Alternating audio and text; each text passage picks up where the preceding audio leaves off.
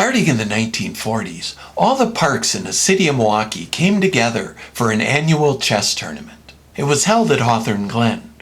A whole field covered in chess sets, lined up in rows.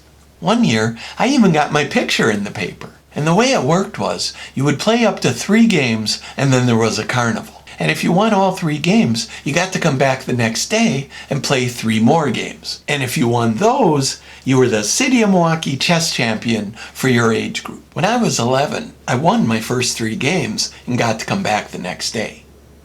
I won the first game of day 2, which at that point was the farthest I'd ever gotten. And then I won game 5, which meant I was playing for the championship. I was literally shaking. And this man with the clipboard, one of the counselors, was watching the game. It was one of those long, tough games. But I did it. I won. Maybe the greatest achievement of my life. And I raced to the payphone to call my dad. But while I'm on the phone, the guy with the clipboard comes over and tells me that there's been a mistake. I hadn't won. There was another kid who was undefeated, and I was going to have to play them. The tournament wasn't over. My dad said to call him back. I couldn't believe it. Every year it was 3 games day 1, 3 games day 2. You win, you're the champion, you get a chess set. Maybe your name in the paper. So they'd take me to the extra game, and I don't remember the kid, just the disappointment that I had to play again. But I won. 7 in a row. And the guy with the clipboard said, "Congratulations," again. And maybe we shared a chuckle. I didn't even make it to the payphone this time when the guy came over and said he was really, really sorry, but there were so many kids in my age group that year that there was another kid who hadn't been beaten, and I was going to have to play again. I just wanted to cry. I was 11 years old. I had it, and they took it away from me twice. This last kid I remember, he was a tough-looking kid with short hair, but at some point I tricked him. I sacrificed a bishop to take a pawn, and once he took my bishop, I slid my rook all the way down, and his king was trapped behind 3 pawns, and it was checkmate. And the guy with the clipboard looked at it and said, "That's a checkmate."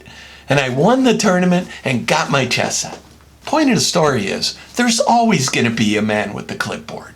No matter who you are or what you do, someone, or a lot of someones, is going to try and stop you, or change the rules, or put new and unexpected obstacles in your way. And sometimes, like with the tournament, it's no one's fault.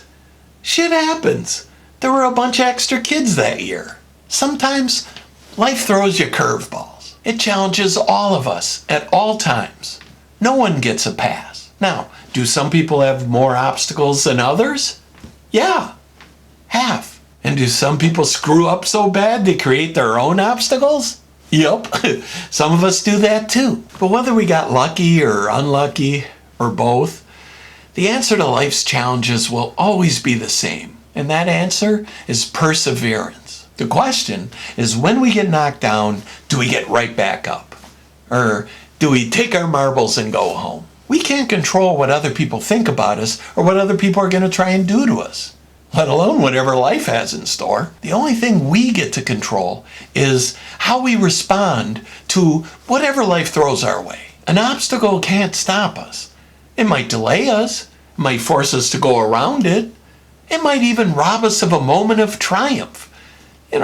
Like what happened to those other kids. But it can't stop us. Only we can do that by giving up. When we have perseverance, we don't just survive, we persevere. We're like the Terminator. We don't stop and we don't quit. They change the rules, we adapt our game. They tell us we're not good enough, we make damn sure we're good enough. Perseverance is what separates the screw-ups who make it from the screw-ups who don't. Thank you for watching and persevering, and I hope to see you next week.